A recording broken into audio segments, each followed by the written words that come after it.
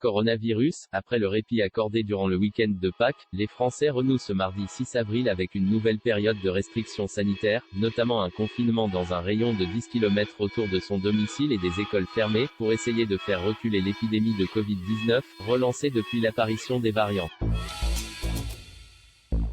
Depuis samedi 19h, les commerces jugés non essentiels ont baissé le rideau. Les déplacements sont limités à 10 km, et ceux entre les régions ne sont autorisés que pour raisons impérieuses.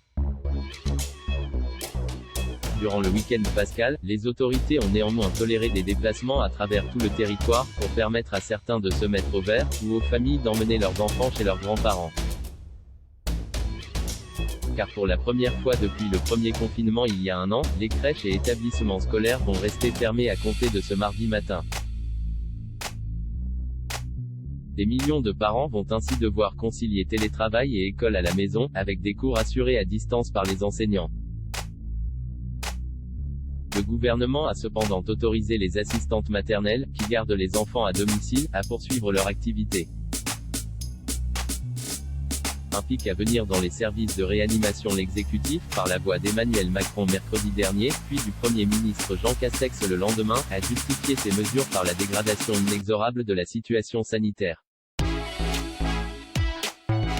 Lundi 5 avril au soir, on comptait près de 30 000 malades du Covid-19 hospitalisés, contre un peu plus de 25 000 il y a un mois. C'est surtout dans les services de réanimation, qui accueillent les formes les plus graves de la maladie, que cette pression s'exerce. Toujours sur un mois, on est passé de 3 600 à plus de 5 400 patients en soins critiques. Vendredi, le ministre de la Santé Olivier Véran tablait sur un pic de personnes contaminées d'ici 7 à 10 jours environ, avant un pic des hospitalisations en réanimation fin avril. Ce lundi, il a reconnu sur TF1 que le pays pourrait friser le pic de réanimation atteint lors de la première vague, à 7 000 cas, il est possible qu'on s'en approche. Dans le même temps, il a assuré que la capacité d'accueil des patients les plus lourds était désormais portée à 8 000 lits de réanimation armés. L'exécutif trop optimiste, l'épidémie, qui en est à sa troisième vague, flambe et le nombre de décès l'accompagne, avec plus de 96 800 morts depuis son apparition. La réalité, les chiffres le disent, c'est qu'on va avoir 100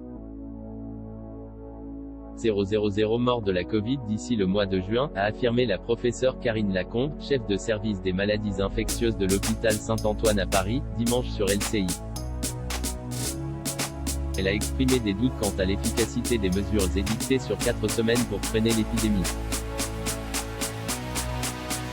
Ça semble un peu court, estime la professeure Lacombe, selon laquelle, on en a encore pour 6-8 semaines de restrictions, si tant est que les promesses d'arrivée des vaccins sont tenues. Le porte-parole du gouvernement Gabriel Attal, lui, a affirmé dimanche qu'il n'était pas prévu que les nouvelles restrictions aillent au-delà des 4 semaines à ce stade. Pour gagner ce pari, les autorités tablent sur une accélération de la campagne de vaccination afin de prendre de vitesse le virus, et son variant britannique, plus contagieux et plus virulent. L'enjeu de la livraison des vaccins lundi, plus de 9,3 millions de personnes avaient reçu une première dose. Le Monsieur Vaccin, du gouvernement, le professeur Alain Fischer, a annoncé à la fin de la semaine un objectif à court terme de 400 000 injections quotidiennes. Selon Olivier Véran, le pays n'a aucun enjeu de logistique, mais de livraison de vaccins.